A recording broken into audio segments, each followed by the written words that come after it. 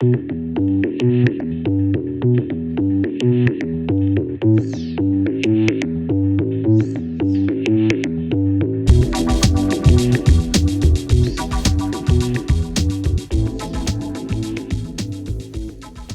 it going? Welcome to another episode of Lost Like Mike. Your host, Mike Gonzalez.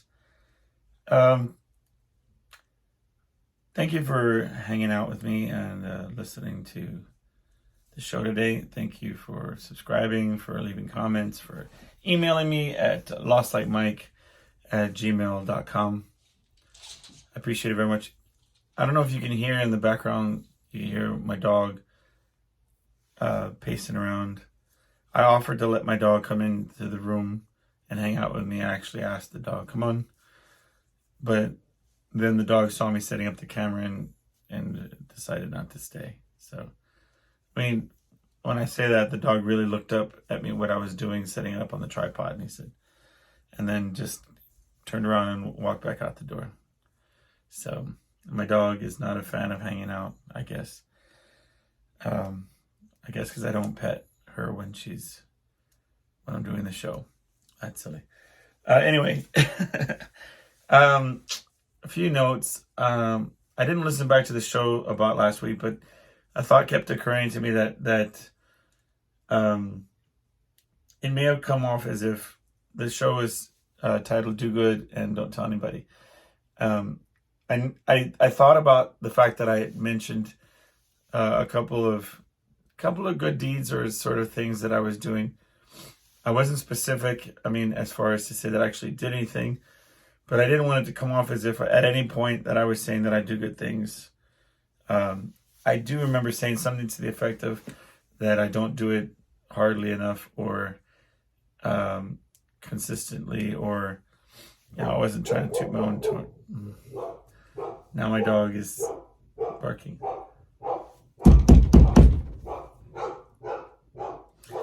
Let me tell you something about my dog barking, okay? And my dog's really going off. And that only means one thing. Not that there's bad people coming or that there's any threat to me. It just means that somebody's walking their dog. It just means that a squirrel is passing by. If anything, it's the dog that cried wolf. I don't know if that sounds stupid, but it is what it is. Because my dog, consistently, I'll run over, what's wrong, Lassie? And I'll look out, and it's a guy walking a Labradoodle. And it's like, how am I going to invest my time and effort into your dog when you bark at the stupidest things? There's a cat that has come to sit across the street, but will purposely come in front of my house to get my dog's attention, and then will sit across the street and lay there and wave its little tail, because I honestly think that it enjoys taunting my dog.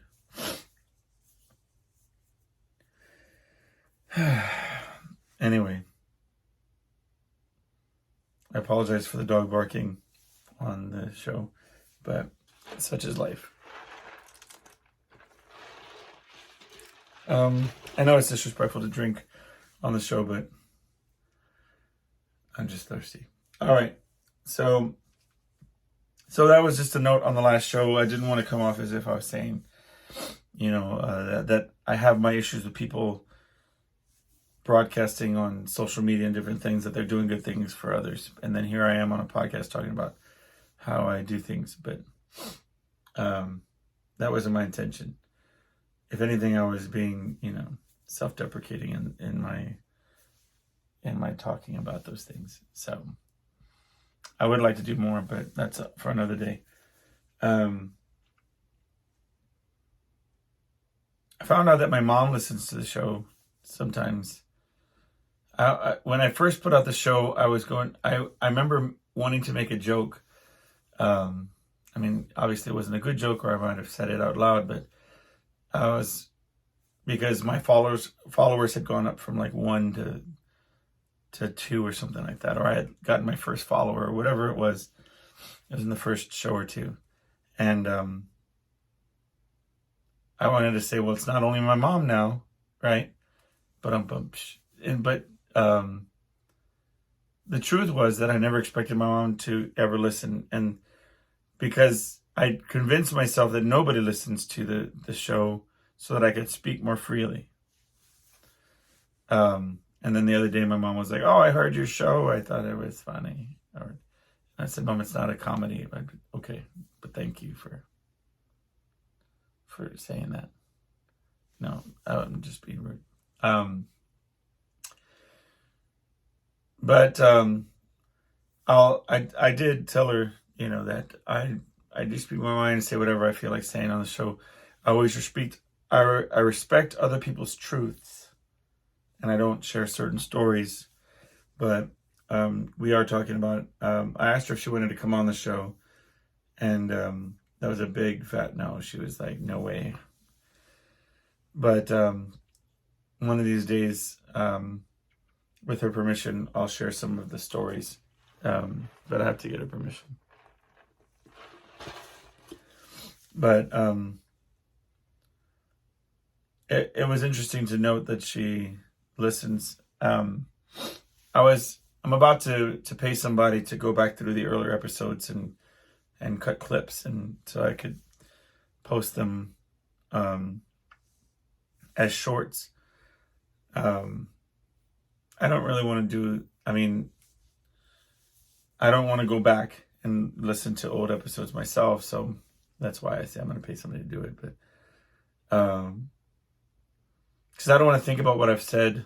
Sometimes I'll say, I apologize if I've told the story already, but it's because I don't want to, and that's why primarily I put the shows out with very little to no editing on it, because I just don't want. I never want to come off contrived or like scripted. Which incidentally, I'll put this out there. There's what I even thought about saying that I wanted to say this on the show. So you would think that I would do the research and actually look this up before I came out. But there was a movie that I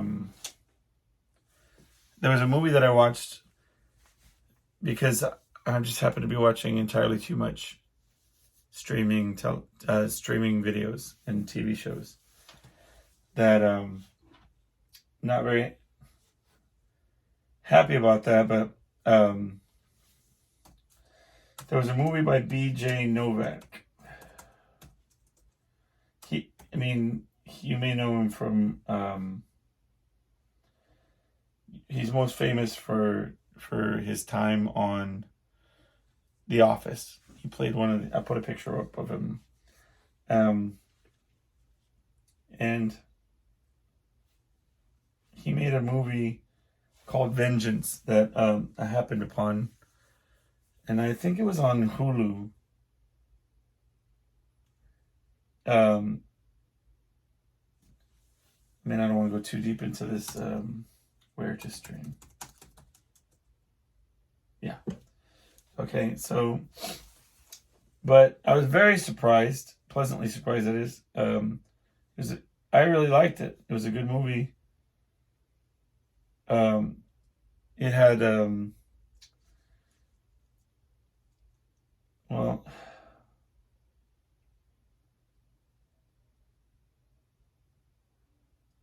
I was supposed to say where this thing was streaming, but here I am with dead air on my show. Anyway, we'll say it's either Hulu or Amazon Prime or Prime, whatever, Paramount Plus, one of those. Anyway, happened upon this movie, and he plays a podcaster or aspiring podcaster who is from New York and goes down to Texas because of somebody that he just hooked up with, and turns out that she died of an overdose in Texas. So he decides to do a story about her, but the family thinks that they were very close, that it was more of a relationship, and so they want him to go down there and solve her murder. So and it was kind of like he's going to make this story about, and he has to figure out what he wants to make a story about, et cetera, et cetera. Anyway, and it's one of those things where, in one hand, I love to see filmmakers' interpretation of Texas. They were in Abilene, and so it had a lot.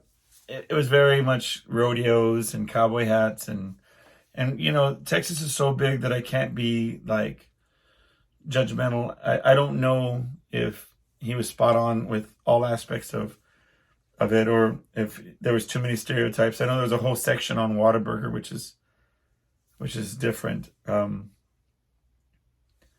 But I liked that his storytelling, and I thought he did a good job overall. Ashton Kutcher's in it, and who else? A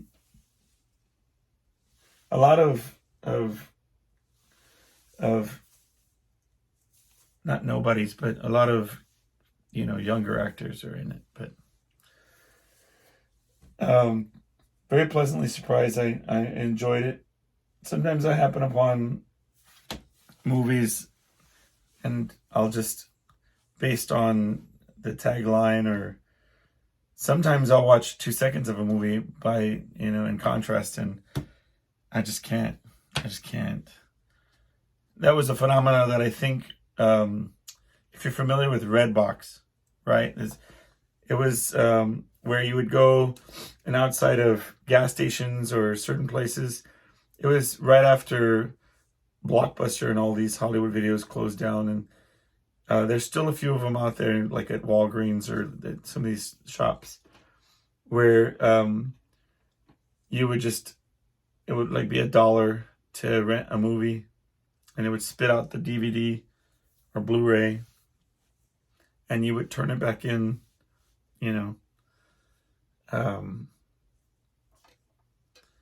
and it began with them. And I say that because, and maybe somebody could argue that before that it was like made for TV movies, right? But this was like the first time that you would have, like, some of the ones would be like, Bruce Willis was really bad about doing these movies. I think it was like, I'm trying to picture in my mind some of these other. Christian Slater, I think, was one of them. Anyway, that they would pay them a lot of money, and they would star in these movies where, like, I think John Cusack was in a bunch of them. Anyway, and so you were like, oh, I didn't know this, that I didn't know John Travolta made this movie in 2003. Well, let's find out what this is about. And then you put it in, and it's like the worst actors in the universe are all surrounded by one power player, one good actor. So, I mean, you would just like, oh, Redbox got me again. I thought it was going to be a good movie, and it was trash. And now in streaming services, all these movies are floating into these channels, and you're like, oh, cool. I didn't know Nicolas Cage made a movie, in like 10 movies in 2008 about being a cop. Wow, let's watch one. And it's like, he's doing a really good job being, I'm so sad about my family being hurt or kidnapped, or insert whatever, extenuating circumstance. And then like somebody, hi, I'm also in the movie. Would you look at me and believe me to be your partner? And it's like, ugh, Hulu got me again. Here comes another stupid waste of 2 hours. But nowadays, I can't even do it. I used to sit there and give it a good half an hour. Well, maybe it'll pick up. Maybe it'll get better. But now I just can't even. Can't do it, man. I don't know what got me thinking about that right now. But I recently watched a movie with Nicolas Cage where he legitimately doesn't say one word in the entire movie. It's a bit of trivia there for you. If you're playing at home, it's a movie with Nicolas Cage, and he doesn't say one word in the movie. Unless there's more than one, because I don't know every movie that he's made, but I mean, I think that he went into it knowing that it was going to be a B movie, because it's about him going into spending the night cleaning a pretty much a Chuck E. Cheese, or what was that one that used to have the big bear and they would play instruments, the animatronics. Anyway, but he plays a character that makes a deal to stay overnight and clean this, and mind you, never saying a word, just does all this with hand gestures and nodding, and so anyway, no spoiler alerts, but all these animatronic things would come to life and one by one try to kill him, and he gets in these fights with these animatronic creatures, and the movie, as if it didn't start off absurd, quickly devolves into a very ridiculous, obnoxious movie. But I did watch the whole thing. I don't know why, but I watched the whole thing. Maybe because I was waiting to hear him say a word. Maybe, but he would, like, with Nicolas Cage, I always can hear him saying, like, I'm making this acting choice, like, and I always think, I bet you he brought that to the table, because he's famous for, like, improving things and, like, bringing certain things. Like, I think my character would carry around a plastic comb and do his comb over the whole movie. I mean, I don't even know if that's not even true, but just to give you an example. And then there he would be the whole movie with a plastic comb, and they'd be like, oh, that's so iconic. That's how people are these days. Everything's iconic. But in this movie, he would crush energy drinks, like, on a schedule. Like, every hour he would drink an energy drink and then go kill an animatronic thing. And then, like, by the end of the movie, he was like, he would drink an energy drink and then play pinball and then kill an animatronic. It was very strange, but that kind of intentionally strange that you can see through in a certain sense. But it was, anyway, it was entertaining enough that I just had to watch that train wreck, that auto accident, that flaring lights of an ambulance and fire truck that was that movie was bad enough to be good. But yeah, so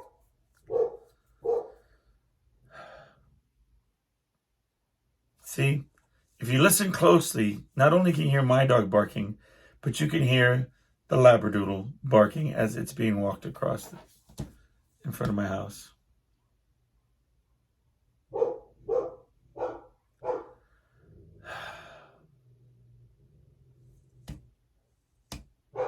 I mean, sometimes you want to advocate wearing those collars, right? And then you just a little shock, not a big one. I'm just kidding. I wouldn't do that. But anyway, and I tell you what, too, because I get home from church, I get to the house to record, right? And when I just walk in the door, the dog is sleeping on the couch with a face all sideways, ear pressed up against, you know what I mean? Like in a permanent sort of flattening, because she's been sleeping. She waits until I'm going to do this show or, something important. She was just sleeping. I can hear her walking over. Hold on. Hey. Come here. Come on. Well, don't get confused. They're just like, oh my God. What are you doing? What are you doing? Who are you barking at? Who are you barking at? Okay. All right. Bull in a china shop. Why don't you just back your... Okay. Go lay down. Go lay down. Go lay down.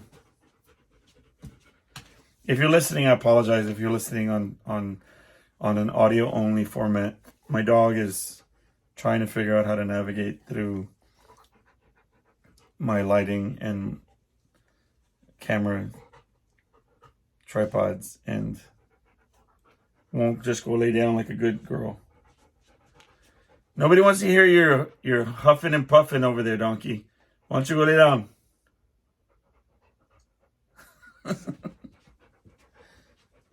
All right. I'm telling you, she doesn't like it when I'm recording.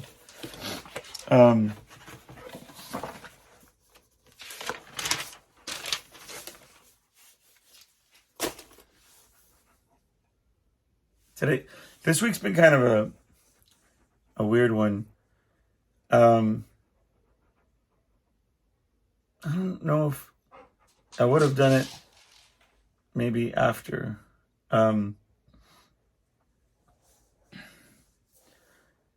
cut the tree down in my backyard. I don't know if I had mentioned that. I don't believe I have. We haven't talked about it. If I did talk about it, no, it happened afterwards. I've had an interesting relationship with tree cutting in my life. And I wanted to talk a little bit about it. I thought, where should I begin? And of course, when you do that, you sort of go down a rabbit hole. So let's go down this rabbit hole. I don't know if I ever told this first story, but I used to live in this one house, and it was sort of reflective of what was going on the inside. So,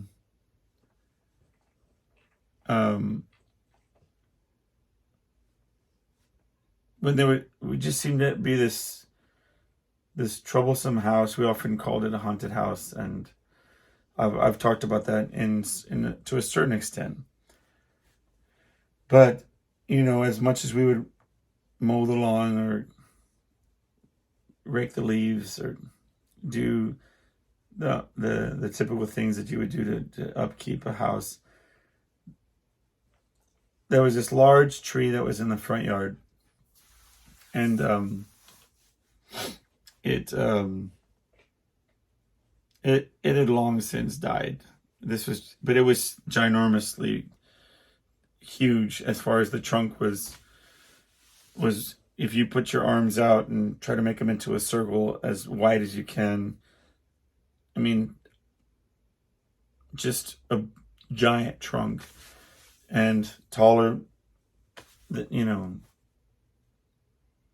I guess taller than me for sure. Just a giant dead tree, dying tree, sick tree, I don't know. And it gave the air to the entire house as being a haunted house, or like a house set up for Halloween, with all of the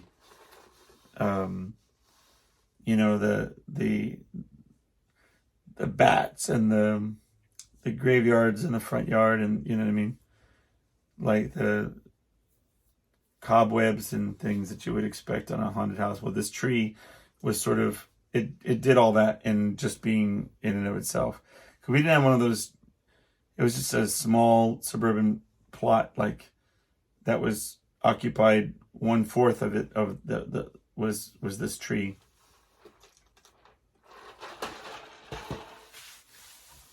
And I just remember our neighbors on the right just had an immaculate yard, and everything looked lively and full of hope. And then we were just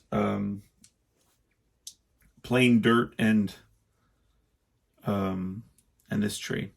So I think I have told this story, but I'm gonna tell it again. I don't care, because it's in keeping with the rest of my stories. It kind of sort of, today it serves as the basis for why I do what I do. But I just got it in my head that this thing was coming down. I didn't know two ways about it. It was going to come down. So I started chopping at it with an axe and continued for just hours, just chopping and chopping, slow in progression, but I and blisters all over my hands, and I just was not stopping for the whole day.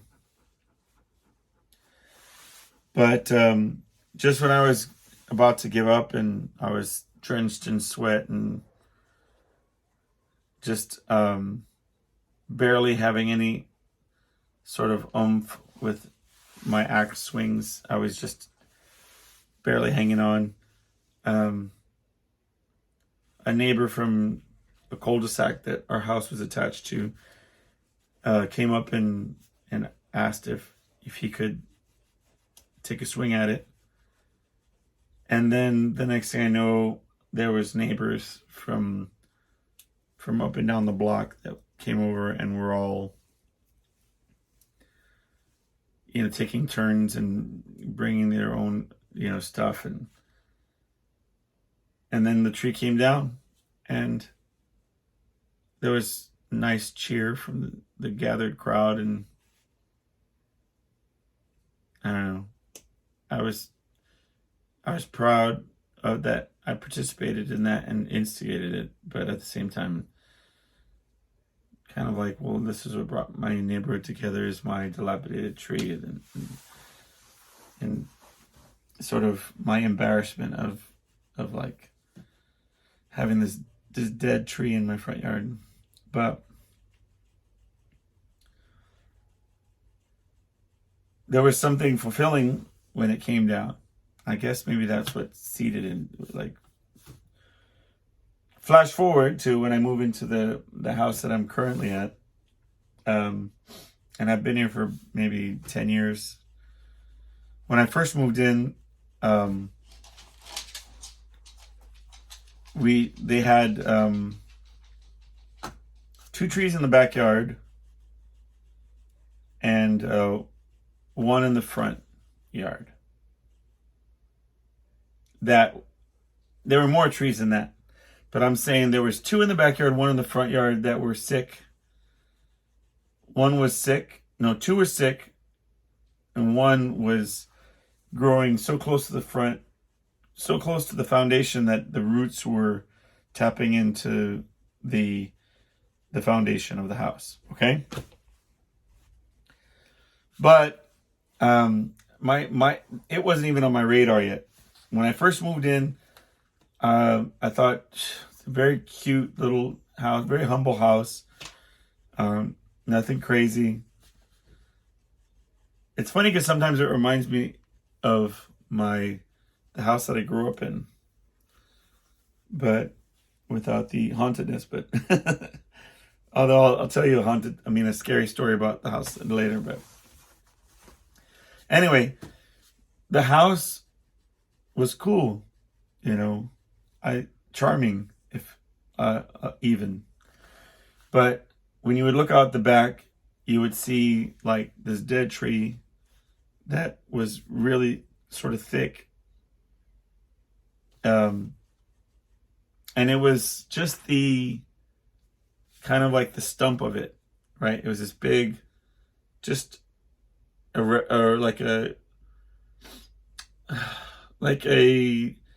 just the trunk, right, of the tree with the roots buried into the ground, the trunk, but just maybe 3-4 feet high, with like a jagged top. Like the top had already, the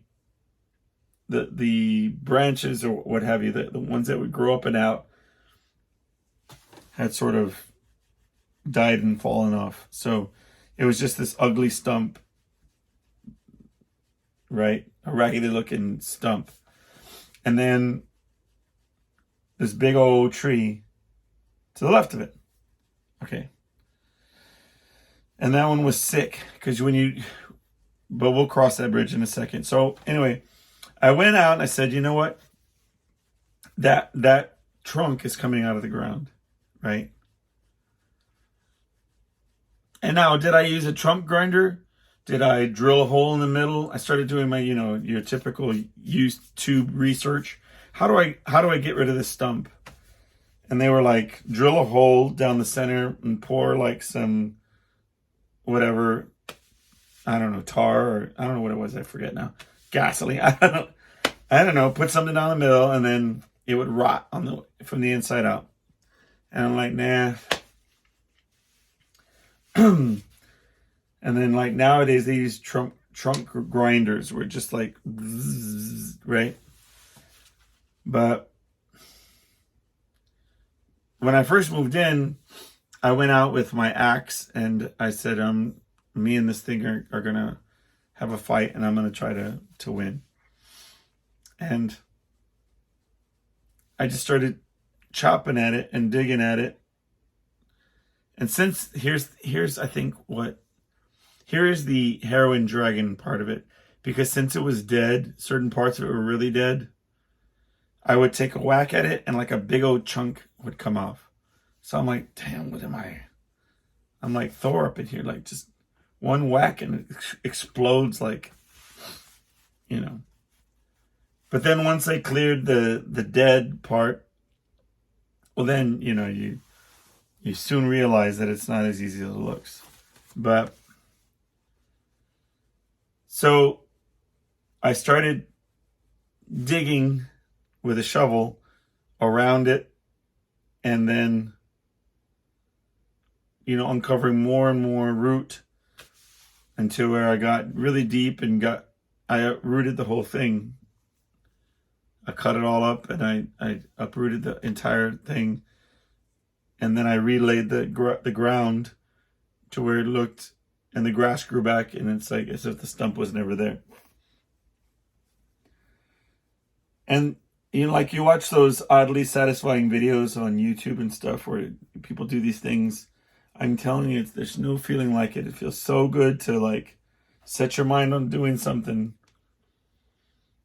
and it feeling like it's never going to happen, and working towards getting it, and then it comes up. And that's what made me move on to the next tree, right? Because I thought, well, we did it with this big stump, and it was a lot of work, and come to find out the second tree had this, like, it was dying, and a big chunk of it was full of like tree bugs and termites or whatever, and those are going to quickly spread to your house, right? Anyway, but this one was tall and had its branches, so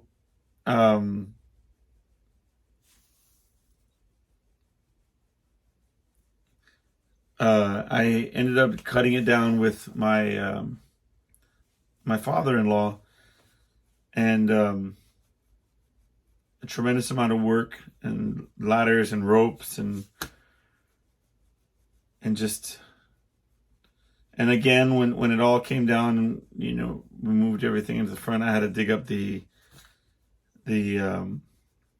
root system and the tree.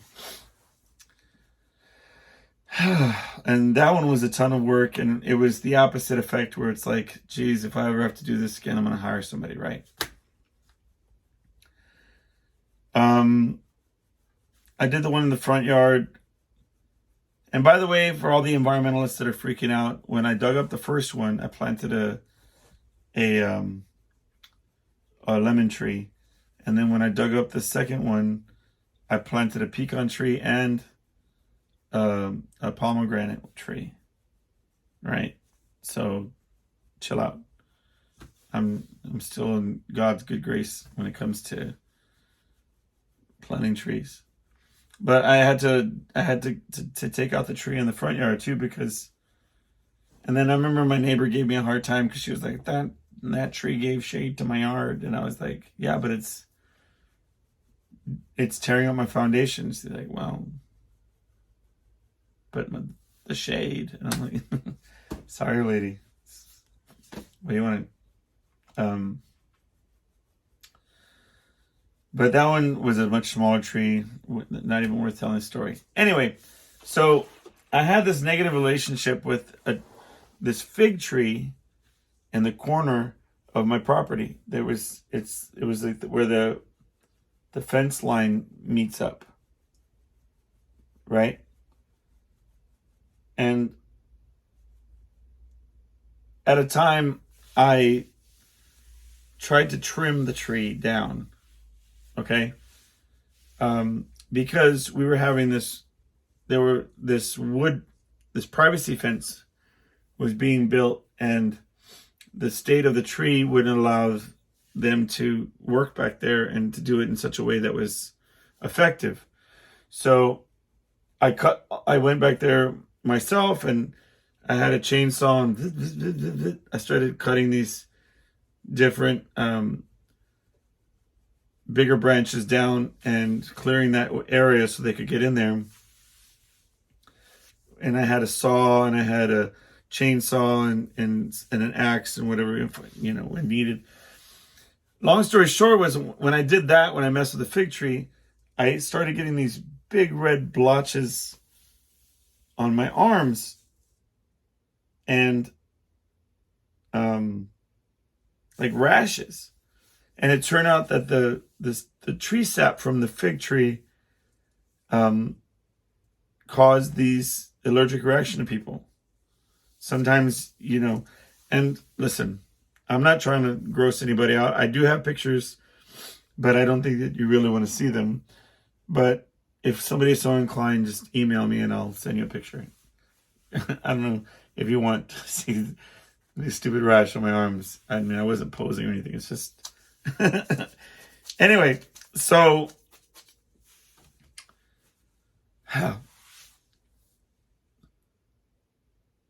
They built the privacy fence, and here comes this fig tree back from being shaped and reduced in size. It comes back tenfold. So this monster fig tree starts growing out of the corner, which I'll post a picture of. Right now, all the leaves had come down, so it just looks like a bunch of branches, but there's some thick trunks in there. So last week I told my son we're going to cut this tree down.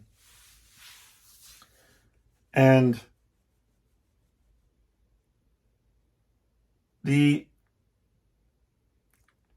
was all these smaller trees that kind of came up from the ground and around it. And so with a saw and with an axe, I was waiting for my son to come with a chainsaw. I started cutting all these things down. So the only way that I would allow myself to work on it is, and I wish I would have taken a picture, but I had gloves on and a long sleeve shirt where the gloves were velcroed around my wrists. And then I had this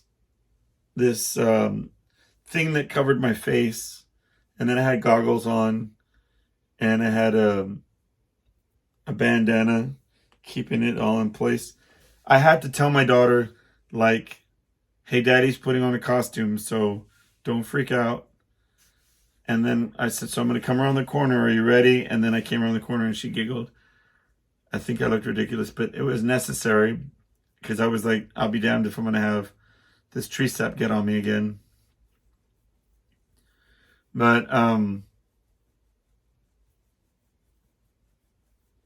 so my son shows up with this chainsaw and starts making easy work of the branches and things, and just, and tearing it up. And there was a pretty big size one that was kind of growing up and over the fence line again. And so I tell my son, hey, listen, I'm going to wrap a rope around it so that we can pull it away from the fence when you cut it. And he's like, say no more. No problem. So I tie a rope around it, and he's warming up this chainsaw, right? Like idling it a little bit, like getting it ready. And then I'm sort of tugging at it and getting a feel for where the rope is at. And I say, I don't think this is going to work. It's not ready. And he says, ready? And I said, what?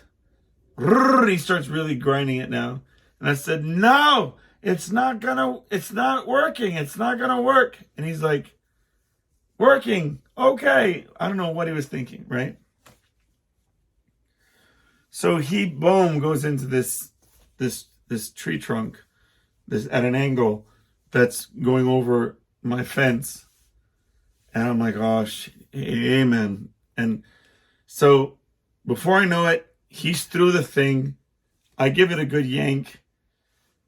And this big tree trunk comes, I swear, out of nowhere. Like as if somebody on the other side of the fence turned around real quick and made it into a bat and just wackadoodled my head. Just full on hit me out the park, man. And it felt like a bat hit me in the back of the head. And I saw a big bright white light flash, and I stumbled a little bit, and I was like, ugh. He turns off the thing and says, "You all right?" And he's kind of laughing. And I'm like, "No, I'm not all right. You just wackadoodled my head with this stupid tree. I said it was not ready." And he said, "You said you're ready." And I said, No. I said, "It's not going to work. I'm not ready." And I had to put an ice pack on it. Felt like forever. But I always had this intention or this thought that whenever you jack with nature, nature needs to take its pound of flesh. And that only comes from like, trimming the rose bushes and then getting pricked by the thorns, or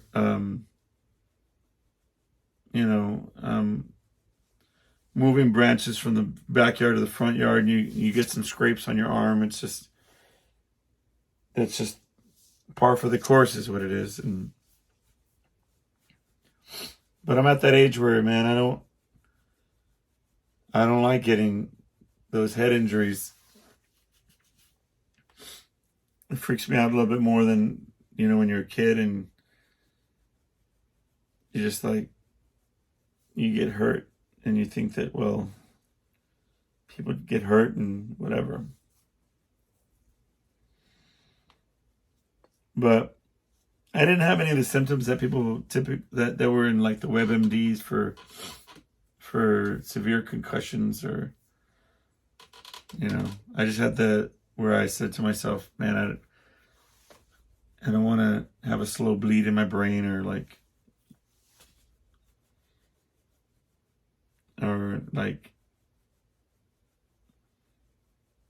have permanent damage or future damage because of this. So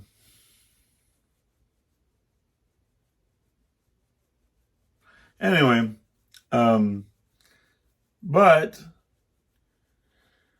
we got most of it down to a pretty low stump, and we were able to get it all out to the front yard and for pickup. And that next day I said, well, I'm gonna start doing that thing where I go deep on the trunk, you know what I mean, like to dig the roots out. And if you've ever Googled like the roots for a fig tree, I mean, they're very invasive, like just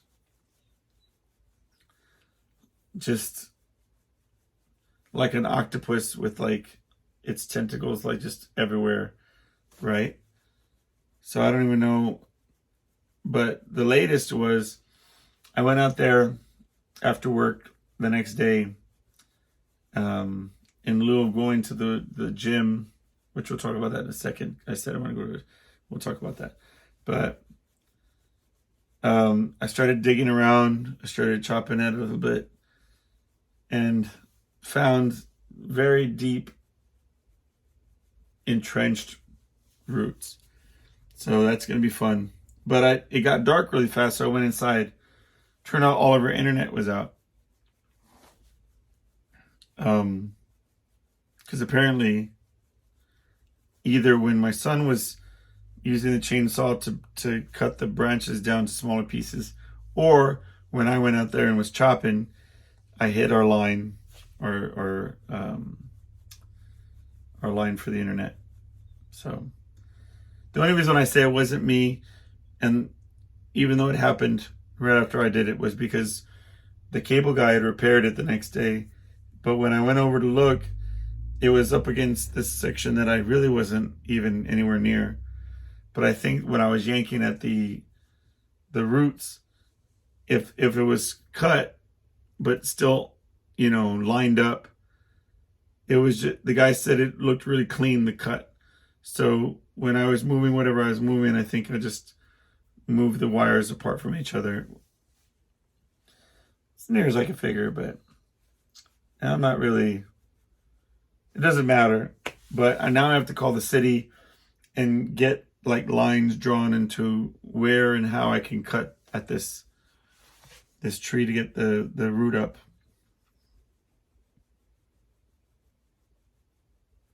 But because this beast will come back if I don't dig it up from its roots. It's like, fig tree part 3, like,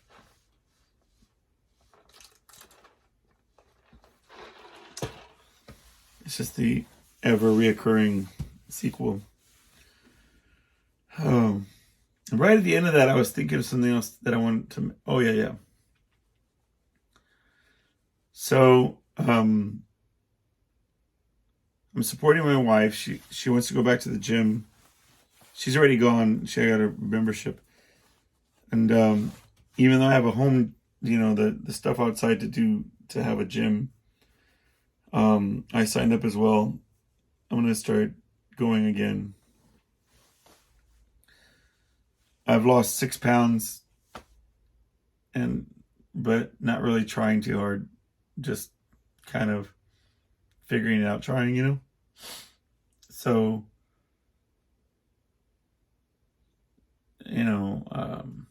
she says, and it's harder for women to lose weight than men. It's physiological. I don't know what the logistics of it, why that's true. And this is not coming from me like I'm an authority of anything.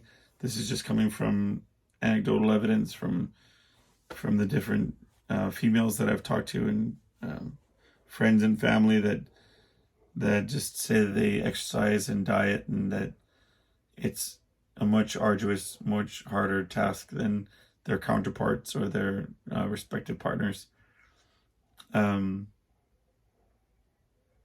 So, I tell her all the time, if we just, make some lifestyle changes or whatever. But anyway, it's going to be a better thing because I think the social aspect of going to a gym is going to be beneficial. I like, it's like I used to go running, and I would go running in this one trail that I knew that when I got halfway through the trail, it would be a very scary area, like just ominous and like shadowy, and it would put a fear in me.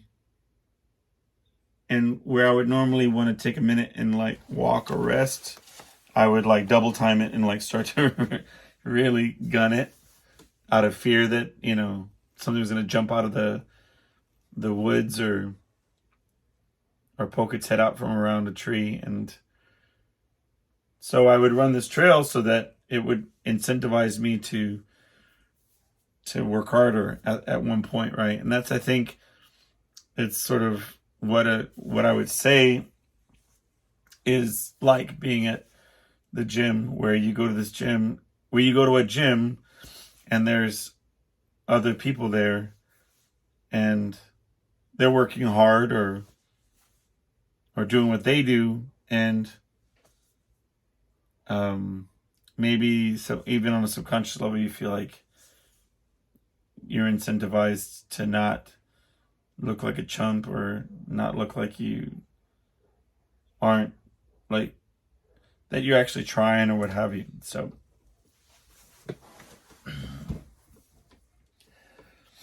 I mean, self-motivation is always the best. If you can get yourself self-motivated, then all power to you. I've got a gym in the back. I'll sell you some equipment. Just kidding. But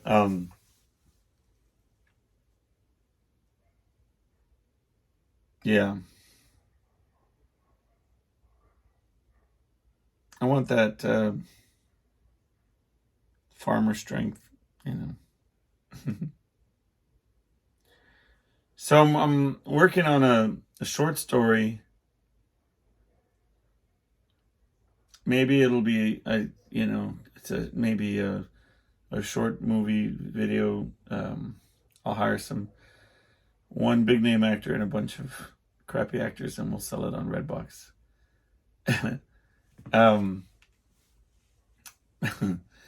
But the idea, anyway, and I was just going to tell the story real quick and where it's at right now, and because it's still at this sort of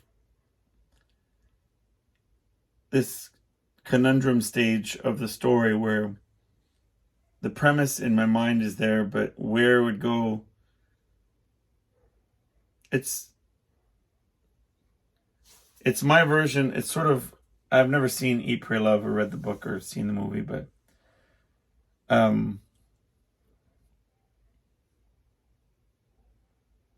the story starts with the main character, or the person, this main person, they're in some sort of peril. Okay?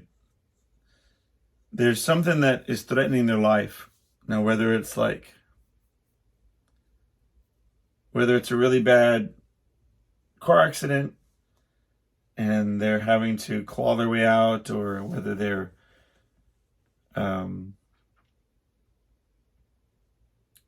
mugged or kidnapped and they're having to struggle to survive somehow. The idea was that at the beginning, the story opens with the main character having to fight tooth and nail to survive an ordeal, whether it's, some sort of life-threatening, and you see very quickly that they want to live, right? And they're just digging deep and figuring out a way, And that's the fun part, because you can kind of make it into whatever. I almost picture like rain and wet roads and a car curve, fell off into like a ditch where it's like hanging off of a cliff, or like just some sort of ravine, and there's blood and there's broken glass, and the person's cutting their way out of their safety belt and crawling up the side of this ravine and having to climb out through the front glass, and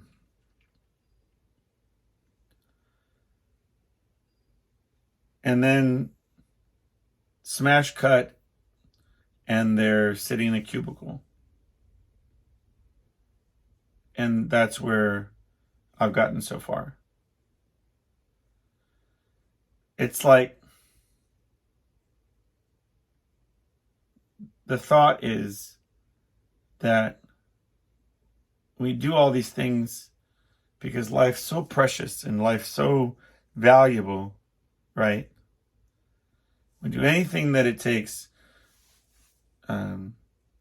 clawing tooth and nail up this ravine to survive, and then find ourselves spending that life, that precious life, or that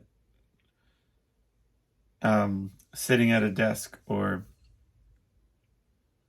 doing something mundane. And I guess that's the question, or at the point of the story, what I'm trying, like the kickoff for this story is is what is how does that event challenge the person? What is that how can we live our lives doing the things that we do? What is it going to take to make us feel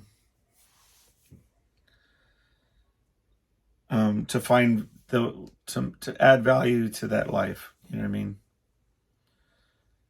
I don't know, but I was sitting at my desk and I was typing up some report or doing something, and this story just popped in my head of what if like,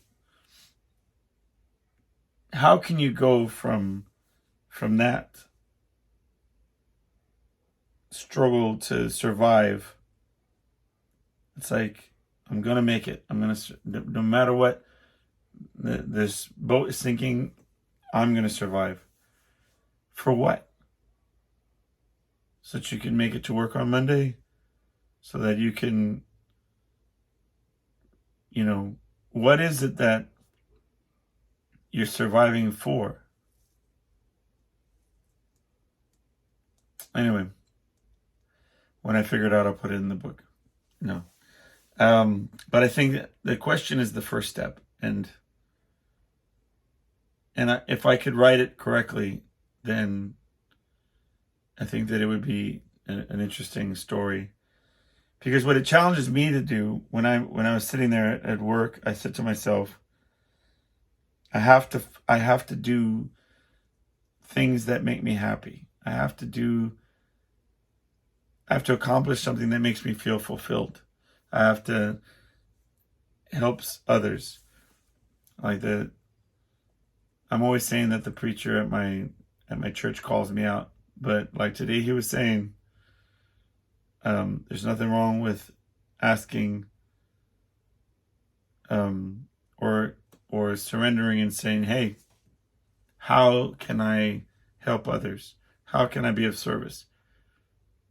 Tell me what I can do to be useful. Whatever it is, there's got to be something to that. But it doesn't have to be a life-threatening event that happens in your life to say, I don't want to waste one more day without. Because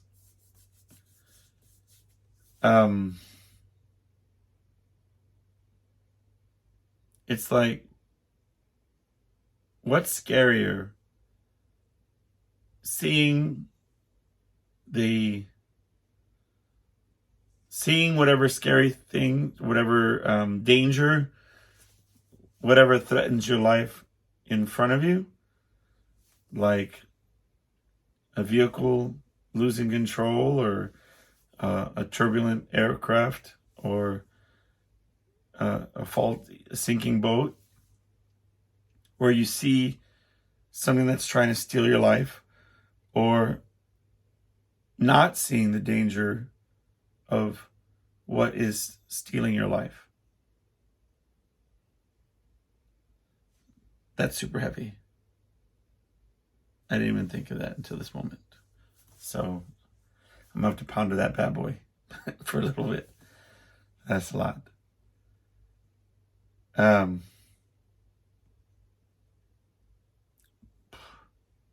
Wow. Okay. Well, on that note, send your comments, your thoughts. Email me at lostlikemike@gmail.com. Tell me what's on your mind, what's concerning you, what's the things that you'd like to talk about, and we can share them on another occasion. Okay. Appreciate you hanging out. Thanks for subscribing. Thanks for your messages, and have a great week. I look forward to seeing y'all next time.